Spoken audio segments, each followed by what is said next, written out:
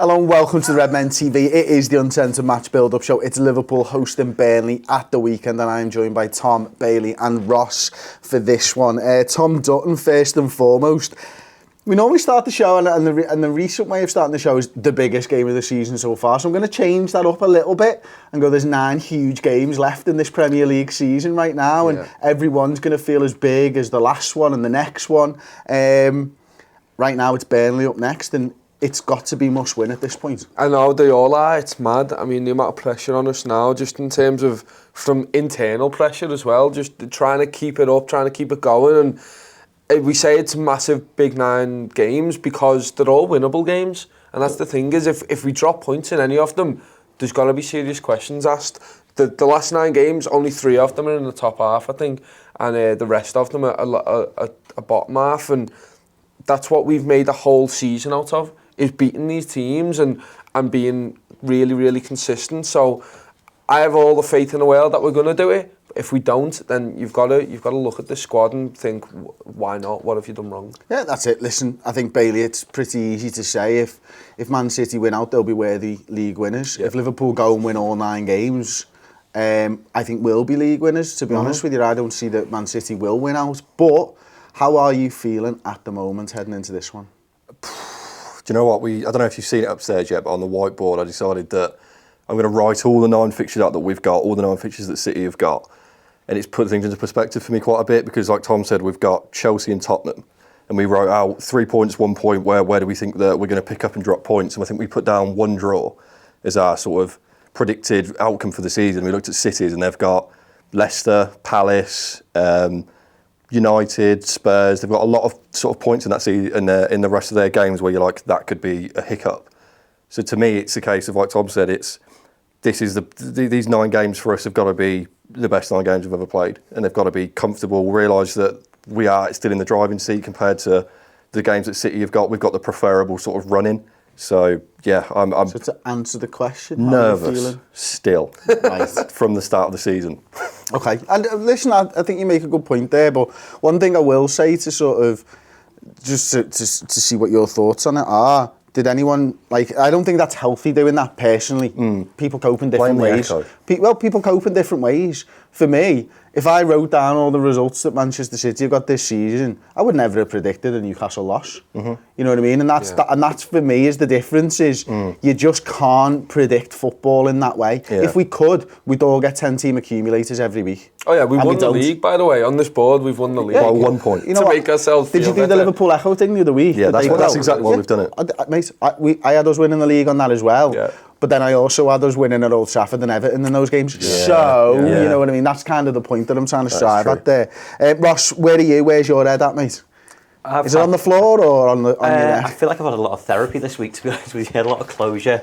One of the things to deal with that is to filter out social media and the backlash of it now. I think we've seen the West Ham, Leicester games. We know what it's like afterwards. And you said this before. It can skew your opinion or it skews your mood. You make your own judgments. If you're pissed off after the game, that's completely fine. I think everyone in here was pissed off after the game, but you don't go and lose your head afterwards. I think we're all pretty level-headed in this office. It's not ruined it, but it kind of taints it when you see Liverpool fans kind of at each other's throats on the internet, and it's fine to have a divided opinion, but the word bottle job is going around loads, and that's not. I can't engage with someone who uses that term. So if I said to you, "We fucking bottled it," you kind of go, "You dickhead." But I said, "Actually, Chris, I think City are going to be hard to catch this season." You'd have a discussion then, isn't it? So it's the terminology that people use that's dead toxic, that I hate. That's slowly getting less this week, and kind of getting towards the Burnley game, and get excited about it now again. And it's another home game. We know what our home crowd is like, singing their hearts out. We saw the last home game, the Watford, how good it was. And I think that was not Liverpool's fault, but after the Watford game, we were all on that high again and going, right, we'll bang up for this again to go to an Everton draw, which is a completely different type of game where form goes out the window. And I think people kind of forget that and go, right, we won 5-0 now, we're going to walk the rest of our 10 games. It doesn't work like that. But again... Unfortunately. Yeah, unfortunately it doesn't, yeah. But again, I think, home crowd behind us, the confidence that we've got, I don't think the players will be as half as affected as we have been as fans. And I just think they'll go out there and go and do their job. This has been a mad week for me, and I don't know whether you'll agree with this one, Tom, but for me, the Everton result at the weekend, it is what it is. We can't change that now.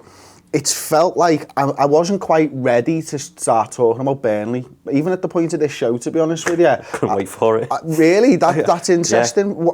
For me, I was like, I was done with the Everton and I was kind of enjoying the break where we'd done all the Everton content and we hadn't, for the first time, normally when we're 2 games a week, you're like, fucking post-match, pre-match. And I've been kind of in that routine where to have a couple of days just to breathe, almost forget about it, actually enjoy the Champions League footy midweek and not focus on whether Liverpool are going to be playing and how we're going to be playing. I've kind of enjoyed that break. And then now, I think it's probably a good job, but I am kind of ready to talk about Burnley, like. But I don't know, where do you sit on it, Tom? I'll be honest, I really enjoy just, after the loss, after the draw, I want to move on and go to the next one. And that's purely because I understand that this team does its talking on the pitch. That's why I hate transfer season, because there's all like stipulations and, oh, this could happen, this. No. Forget about that. Forget about transfers. Forget about things that aren't on the pitch, because this Liverpool side do magical things on the pitch. And yeah, look, a disappointing result, not even bad, a disappointing result against Everton, then giving these players a chance to redeem themselves, and they do it every time, they do it consistently. They go, okay, bad result, let's go again and let's show everyone why we're where we are. Everyone seems to think after that Everton result, all the players that got us to the position where we are aren't good enough or shouldn't be in this team, shouldn't even be in the squad. You're thinking, sorry, these are the players who have got us where we are. These are the players who fought for you. And these are the players who you've praised after certain games and said they've had a great game. Why are you forgetting about that now? And that's that. I understand exactly what you mean in terms of you needed a break and stuff, but the break gives people time to like stew over things and go, oh, this wasn't good enough, and now I've got 2 more days of thinking it wasn't good enough, and then worrying about, because that wasn't good enough, is it going to be good enough there? Forget about that. Give them a game every 2 days and just let them show you how good they are. I don't know. That's my opinion. Interesting, because you wouldn't get the fallout from post fans, would you? Because you wouldn't have time to complain. Because I think that's the one problem that I think that a lot of teams have, a lot of fans have, is that the fickleness is that you need that instant gratification after a loss. You need to get straight back on the horse and show us that was just a blip. And it's when you have those delays for some fans, it's just sort of nail biting, because you don't know what team's going to show up. Is it going to be the Watford 5-0 from the week before, or are you going to get the 0-0 that drew at Everton? So it's like you want those quick answers just to sort of wash away the slate. And this is the thing, this is fans we're talking about here, and just fans. Yeah. Because you know, after a draw at Everton, the lads maybe, I don't know whether they have a day off or they have a recovery day or whatever, but then the focus turns to the next game. Yeah. And they're not thinking about that result, they're thinking about how to improve, how to get better, how to beat Burnley.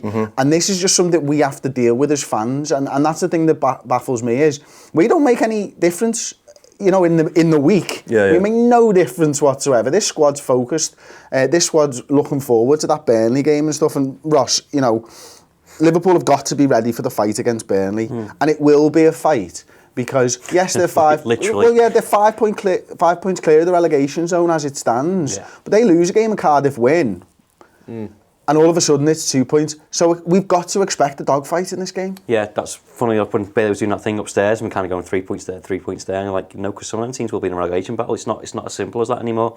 Particularly with Burnley, who are a physical side. So when you said fight, I just threw back to the reverse fixture where Gomez got injured and they were throwing challenges about and stuff. I expect them to do exactly the same thing again, and that will stop our fluidity, stop our flow of the game, because that's the only way that they can stop us. Having said that, though, when you say about learning and going on, Liverpool should have learned from that last fixture to know that's exactly what Burnley are like, and try and find something to counter that, or them themselves be up for the fight and put themselves about. You've got to counter it though, because we've got the bottom 5 in this last run. That's what we've got. Tough. Yeah. So it is tough. People think that's good.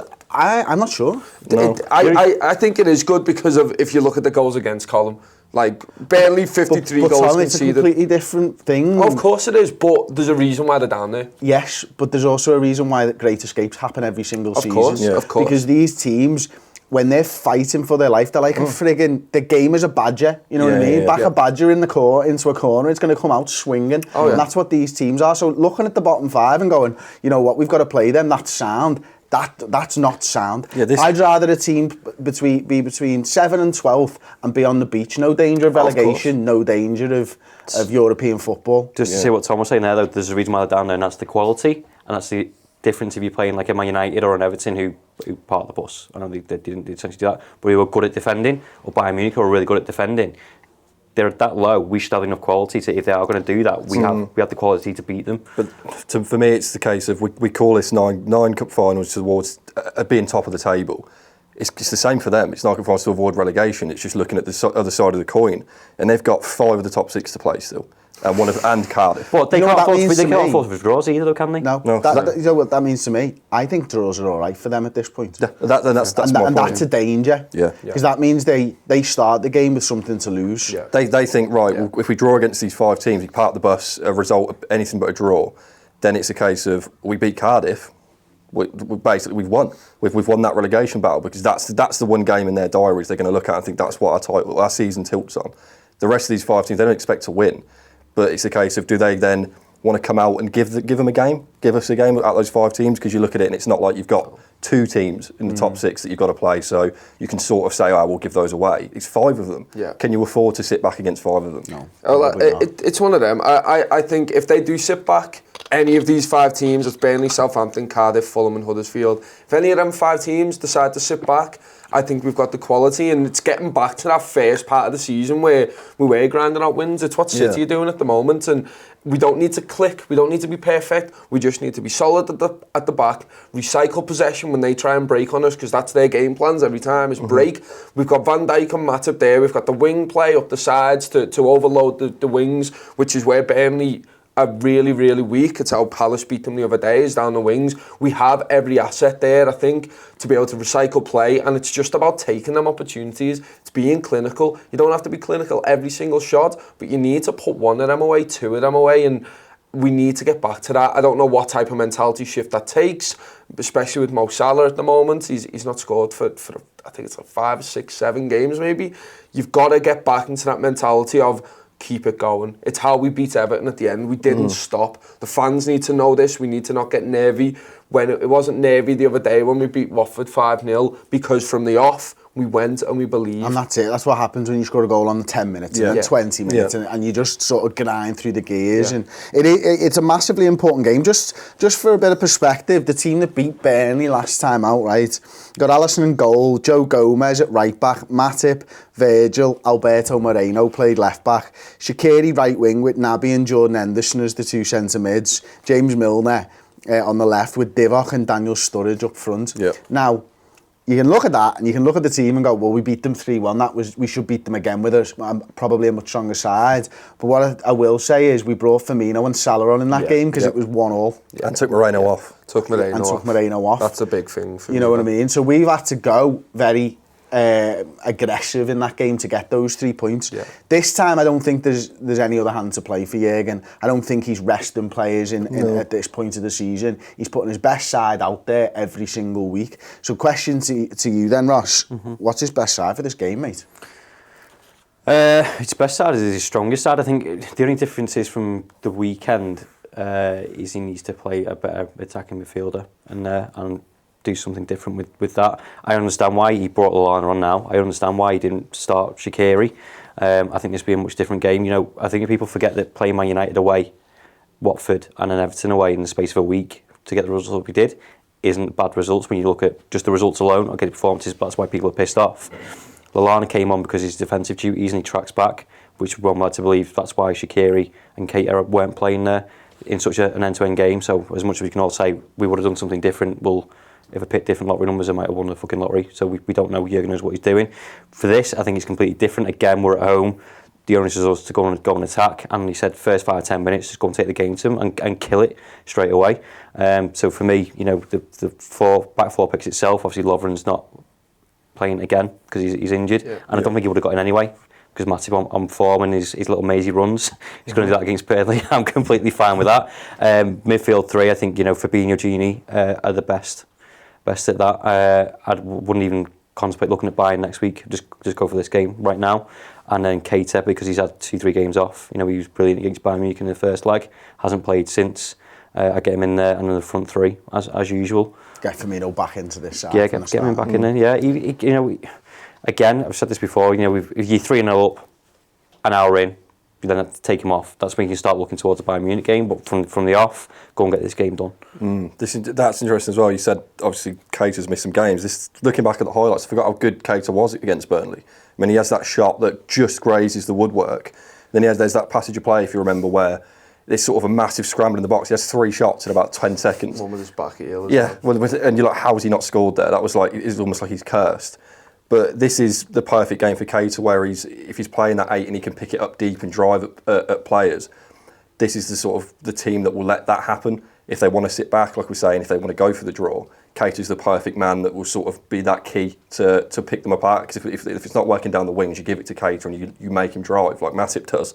So yeah, I think Keita's got to be a main focal point in this team. Tom, tactically, how do you think Liverpool look to play this game? Let's start tempo actually before we talk tactics.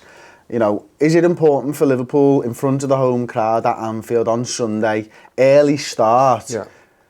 Normally the atmosphere is not great for those 12 o'clock kickoffs, but with 9 to go at Anfield, you're thinking it's going to be good. How do you think Liverpool approach it tempo-wise first? I think you've got to go out there. You've got to maybe not start electric, but you've got to be creating chances. You've got to be getting players up the pitch and feel your way into games. We've seen Liverpool do that many a time this season, where testing waters, seeing where the weaknesses are. But I think you've literally just got to pin them back. Just pin them back with your fullbacks and your wingers, and just keep the ball passing. One-touch stuff, it's what Fabinho's fantastic at. We've done so many stat shows for the past few weeks where Fabinho's got the ball and he doesn't have more than 2 touches. And if he has more than 2 touches, it's because he has to stride forward and beat a man. And that's what we need him to be fantastic at on the day.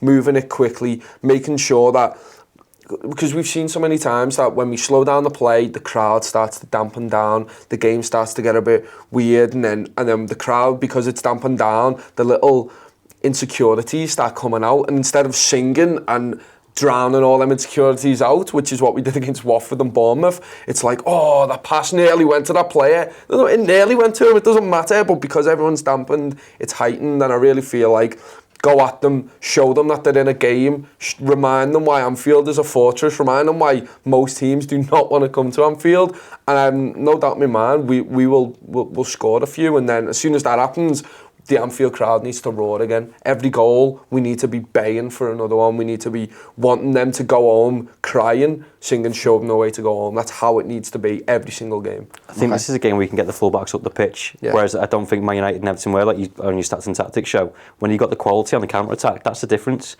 I'm not saying Burnley is shite, but they've got 2 large forwards who... We're talking Barnes and Wood, but they're not very fast either, are they? So they're going to play long balls up. Virgil and Matip will eat that up all day. They're going to play across the floor.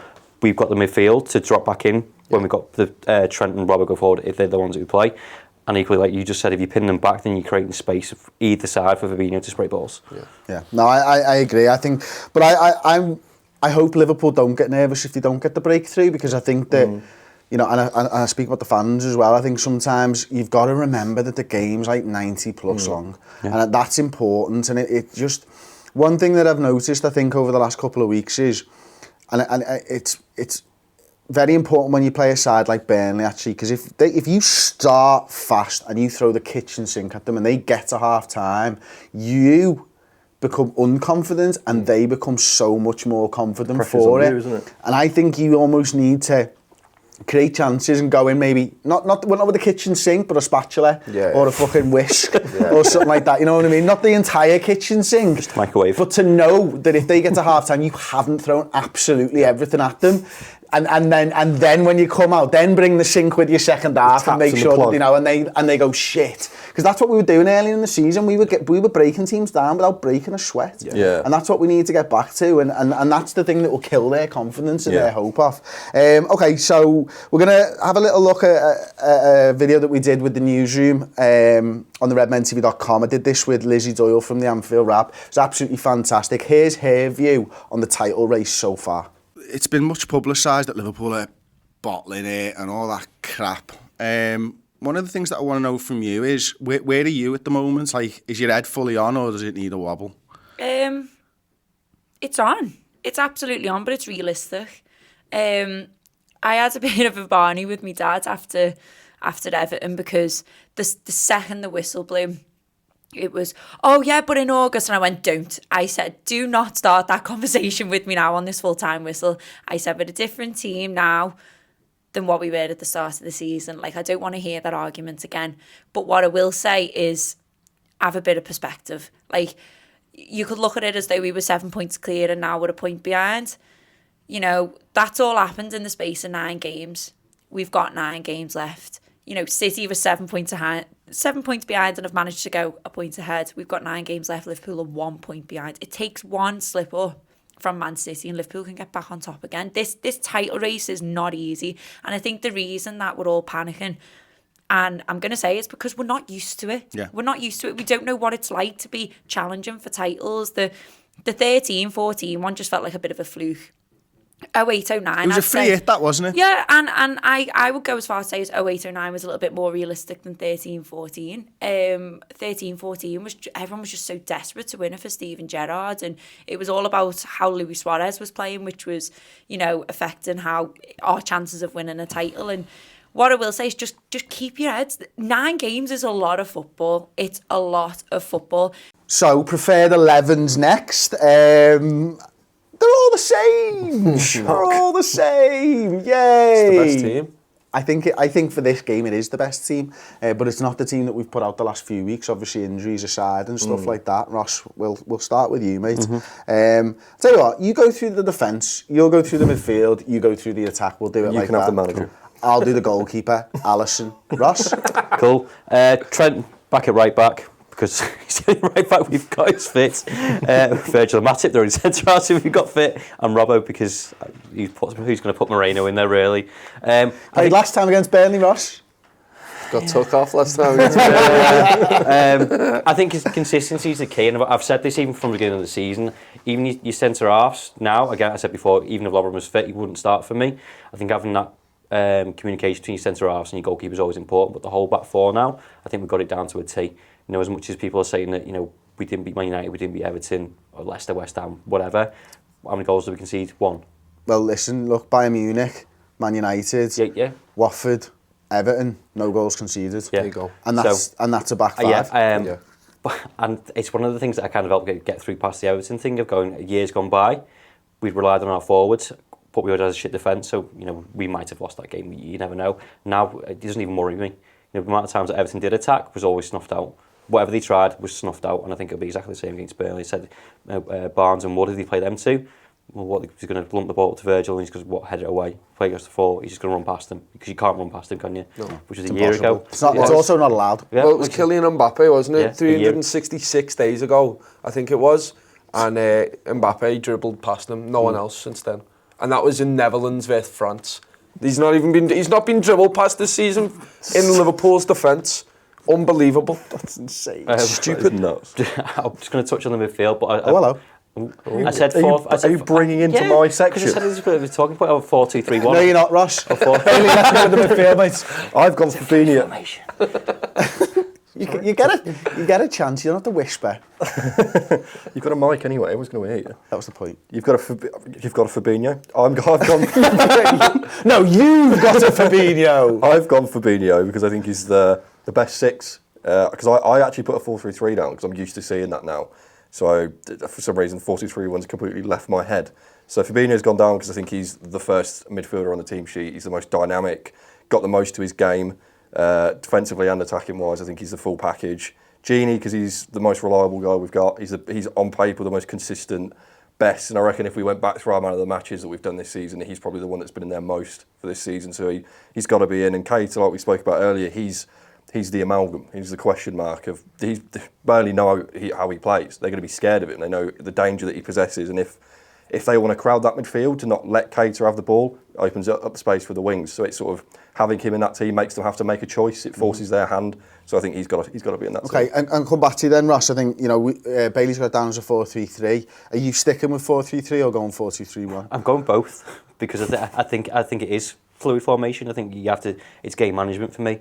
You know, if you're winning or you're going for a goal, well, you can risk someone else going forward, and you've got Fabinho who sits back and he's been both on forward. If you're trying to defend or you haven't got possession of the ball, but you have 4-3-3 then, and just do your defensive duties to go to win the ball back. And again, it's same. Well, I'm going to jump on the front three now. No, you won't. I will. No, Tom, do the forwards. Shut him up. Right. It's got to be the normal front three. There you go, back to Ross. Yeah. But I think even at times, they know each other so well, you can put them in positions or pigeonhole them in places, and that's kind of fluid as well. Because Tom, back to you. Yeah, pigeonhole. No, yeah. I mean, front three, no one else playing left wing, it's got to be Mane. The only thing is, would you put a Shaqiri in and then you put Firmino in the 10 and you put Salah up top? I wouldn't do that for this game purely because, again, on the stats and tactics, if you haven't seen them, go and watch them because it's opened my eyes to a lot of how we play, and I'll see it on the pitch, but then to have it backed up on a second viewing and to see the stats behind it about why we do it's really opened my eyes. The overlap and run where Trent is taking that left back and then Salah's free and it gives him so much space. It's why we scored 5 against Watford. Salah didn't get a goal, but he was tormenting them all game. 18 dribbles. Or 18 dribbles. Obviously, I think it was 12 successful or something like that. So obviously not 18 successful, but he's tormenting people. It's pulling 2, maybe even 3 men across there, and all right, maybe Salah won't score, maybe he's not had his shooting boots on, but that's a massive reason why we've scored so many goals. Obviously, 0-0, blah, blah, blah, forget about that. But, you know, it is a massive point. But it's one of them where... It doesn't fit my agenda. Exactly. Yeah. But I really feel like you give Salah a bit of running room, he's going to go at them. Bobby Firmino needs to come back in the side. Like, he came on against Everton, and you could say he didn't have a massive impact. As soon as he came on, he created something. He went over to the right. They were all over the place, and Salah and Mane, unfortunately, went for the same ball over the top. And if they hadn't have done, Mane puts it to Salah, who's in the middle, and then he scores. And he's a difference maker for me, Roberto Firmino. And I wouldn't say we've massively missed him, but you can see just how much he brings to the squad. One thing I want to talk about, and listen, I'm playing devil's advocate here because I don't believe he should start. I'm with you guys. Everybody knows I've picked the same side. Should have mentioned Divock. Yeah, I think I am going to mention Divock, mate. I think, you know, I thought his last 2 performances have been really good. I thought he was one of the better players against Everton. I thought he worked so hard. But that's not... But here's the thing. We're a squad going for the title. There's no room for niceties in this. And he isn't in our best 11. So he doesn't get into this side at the moment. But he's the guy who, I think... He's one of those ones that if it's not going to plan, I'd be looking to bring him on into this game rather than a Shaqiri or something. I don't know what happened with Shaqiri. Why not Shaqiri? Well, he come off the bench, didn't he, to score against them the first time, 92nd minute. Yeah. He gets that ball over the top, lovely finish for his 3rd goal of the season, which was that made his namesake of he's the big substitute for us this season. And you're right, I don't know what's happened to him. I think he comes on as sub in this game. Going back to what I said before about the Everton Man United, the quality and the counter-attack, I don't think Klopp can rely on him to do his job properly. In that sense of tracking back, because as soon as he came against Man United, when he did come on, he went ballistic at him within the space of a minute for not doing it, and you can't afford to do that. So as much as you say you want to bring an attacker on, you've got to do your defensive duties as well. So I don't think Burnley have got that quality in counter attack. I probably could learn to eat me fucking words at some point, but touch that chair leg. Yeah, it'll be fine. I think he will come on in this sense, and he's so much better when he comes on as substitute as well. Even if saying he will come on? I think he will come on. In this game, I think he will do, but I don't think he has done against Everton United because of the quality in counter-attack and the pressure in the games. I agree with you, but just for a point of fact, he's had a thigh strain over the last couple of weeks as well. Okay. Oh, wow. That's a big strain. So, I don't know whether that's impacted his lack of minutes or whatever, but the Shaqiri one's interesting for me because pre-thigh strain, he'd gone off the boil. It was just as simple as that for me. Yeah. You know, and maybe there will be a large part where you think he might not be trusted by Klopp, but when a player's gone off the boil, why introduce him? It's true. I mean, you're saying about not throwing the kitchen sink at it first half. I think Origi and Shaqiri coming on are good. I mean, we've got no defenders on the bench really. If a centre back goes down, it's Fabinho, shift him back, and then you put Hendo in the 6 and you mess around. So I don't know why I brought that up. But in terms of our bench, it's just going to be full of attackers and attacking style midfielders, I feel, and that's one positive, is if we really are at the end of it and it's 0-0 and we've got 20 to go, I think you might take Genie off and put a Shaqiri on and go with some mad 4-1 or something like that and just throw everything at it. I think we might have to. I think this. I genuinely believe this is must win for Liverpool's title dreams. I said it earlier. I think the next team to lose a game loses the title for me. in any game. In any of these last 9 games between Liverpool and City. Interesting take. So listen, let's have a little focus on Burnley before we do rival fixtures and stuff. They've lost the last 2 games. They lost 3-1 to Crystal Palace at home. They lost away to Newcastle United as well. Yeah. Newcastle obviously in a bit of an upturn of form recently. Prior to that, they beat Spurs 2-1 at home. They beat Brighton away and they drew with Southampton. So drawn 1, won 2, lost 2 in reverse fixture order. That makes sense. Yeah. Burnley's home form has been much better than their away form. I think they've turned it around a lot, over the last couple of months. Sean Dyche has got them, out of the relegation zone first and foremost, and now they're looking upwards and maybe not as much over their shoulder, as it were. Ashley Barnes has got 9 goals and 2 assists, and then you're looking at Chris Wood with 8 goals. They're very much the danger men. Liverpool will have to be careful for that. But getting on to our rival fixtures then. Spurs, who, at 9 points behind us at this point. Thanks to Burnley. It's fucking madness, mate. They play 3 o'clock against Southampton. Man City in the big one on Saturday night play at 5:30 versus Watford. On paper, that's a City win. Footy. I don't know. Well, I was talking about this when we had this in the list. You've got Laporte out, Stones out, De Bruyne out, Fernandinho out, right? And that's on... basically, Fernandinho and Laporte are back after the international break. So, if you're thinking about this game, and I really feel like this is Watford's chance. If you think about the midfield, who is City playing in the midfield? Gundogan, David Silva, Bernardo Silva. Yeah, they sound shit. Oh no, they're fantastic. But if you're coming up against Watford, who've got a great midfield, look, I know we battered them 5-0. But an aggressive midfield. It's a very, very strong physical midfield. If you're coming up against that, look, you expect City to win. They're fantastic. They can beat anyone on the day, regardless of them 4 players going out. But if you think, again, with Troy Deeney up top as well, battling against Kompany's fantastic. Otamendi's a great defender as well. But it's not first team stuff. It's not like Fabian Delph as well. As a slight doubt, he's probably going to play. But to be fair, Zinchenko has been man of the match the last 2 games for Manchester City. Play. There you go. And he's been playing left back. You know what I mean? This is the quality of their squad at the moment. But I think this is the one where they could drop points if they do. They've got Palace, I think, after the international break. And United away. You know what I mean? So, but at that point, they're full strength again. This is the chance. A question for you, for all of you, actually. I asked Lizzie this on the Newsroom podcast, and I wasn't happy with the answer. So, no, I'm kidding. I'm actually just genuinely interested. Did our draw against United look better for them beating PSG? I mean, PSG squandered loads of chances. Because remember, Tom, hang on a minute. Remember, they had a few injuries to the midfield. Oh, it's true. They had even more against PSG. They had fucking 10 first teamers out. My mates who United fans said they finished the game with 2 players I'd never heard of in my life. Greenwood and is it Chong? Chong, yeah. And I was like, against PSG. I know they classed them too. Have you not heard of them? That Greenwood, an under-18s revelation, apparently, like you're talking 20, 30 goals a season, jobby. But I don't think he even got a touch. That Chong come on and actually didn't have a very good game for United. He did the ball away a few times, didn't he? That Pereira's been... Pereira's been all right. It was but the question's still out there. No one's answered it. Is our draw better for seeing what they've done since? Let's say yes, so I feel better. Okay, so. Yeah, I think that with the Solskjaer sort of thing that they've got going on at the minute, like when Kenny came in for us, and you have sort of that resurgence under an icon almost. It gives me hope because I hope that he gets the job and that sort of crumbles away in the end. You know what? I was so bought into that 3 weeks ago. I was so bought into it. Are you convinced he's a good manager? I think he might be a good manager. Fair play then. And you know what? I live to be proven wrong, especially when it comes to this. Yeah. Ross, what do you think? No. It's not a better result? Fucking hell, man. Why would you think? Just to be different. I don't answer them, I'm asking the questions. That's why he does the newsroom. Sunday, us versus Burnley midday. Chelsea Wolves. 2:05. And a very big game in the hunt for top 4. Arsenal versus United at 4:30. Thankfully not in a race that we're in. That's it, I don't care. I'm literally just watching the City games from now on. I'm not even going to watch them, actually. Don't watch them.